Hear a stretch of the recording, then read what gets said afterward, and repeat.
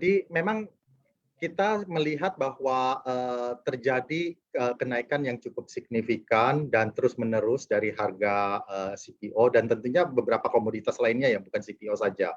Kami melihat ini sebagai suatu peluang untuk, satu, melihat bahwa, strategi yang kita terapkan, sejak beberapa tahun yang lalu, terutama dari 2014, salah satunya adalah strategi untuk peremajaan kembali itu sudah tepat. Kemudian, ada juga strategi yang kedua yaitu, menggunakan secara optimum, pupuk kompos, yaitu pupuk organik sebagai pengganti, pupuk fertilizer untuk meningkatkan produksi. Jadi kita lihat semuanya bahwa peluang kenaikan harga ini sangat tepat, di mana di saat ini di tahun 2021 ini ANJ juga berhasil mencatat kenaikan volume produksi. Seperti kita ketahui semua terjadi, perubahan iklim yang cukup ekstrim ya, akan tetapi dengan perubahan, cuaca yang sangat ekstrim ini tetapi dimitigasi dengan beberapa inisiatif, salah satunya adalah melalui penggunaan kompos, kami tetap berhasil meningkatkan produksi, CPO kami. Untuk periode 8 bulan 2021, kami berhasil mencatat kenaikan volume produksi CPO kurang lebih 14,8% dibandingkan dengan periode yang sama tahun 2020. Baik, tapi itu kan dari segi produksi, Pak. Lalu bagaimana dari segi permintaannya? Apakah dengan harga CPO yang menyentuh rekor ini, lalu juga berdampak terhadap permintaan? Permintaan sampai dengan saat ini masih sangat baik, terbukti karena ini kan CPO adalah merupakan salah satu produk komoditas, jadi, harga itu ditentukan juga, keseimbangan antara supply dan demand, permintaan dan, pasokan.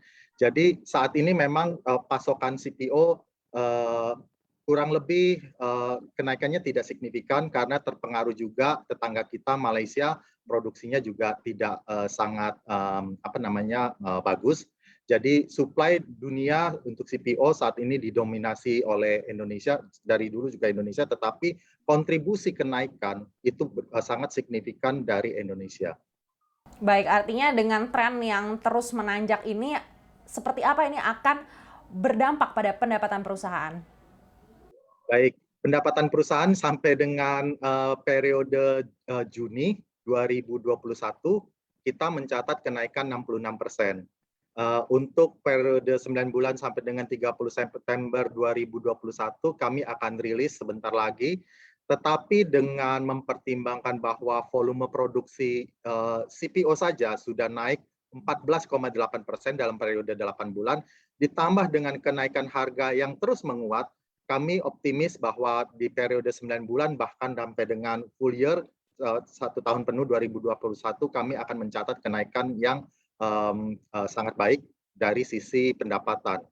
Kemudian dari sisi, laba bersih, kami sampai dengan 30 Juni 2021 sudah mencatat di atas 100% kenaikan laba dibandingkan dengan tahun 2020.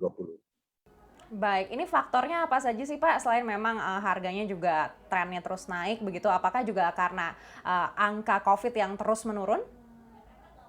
Betul, saya percaya itu adalah salah satu faktornya, jadi karena, pengendalian Covid yang cukup, berperan, sehingga ekonomi di beberapa negara, pembeli CPO utama kita, yaitu, negara pengimpor CPO dari Indonesia adalah India dan China. Jadi ekonomi di sana juga sudah mulai bergerak, ekonomi di dalam negeri juga bergerak, semua itu akan memberikan suatu faktor, di samping itu juga faktor yang tidak kalah pentingnya adalah faktor, cuaca yang ekstrim karena mempengaruhi produksi, minyak nabati lainnya yang ada di belahan dunia. Permintaan untuk CPO bukan hanya untuk konsumsi, untuk food products, tetapi juga untuk produk-produk lainnya termasuk adalah salah satu, untuk energi.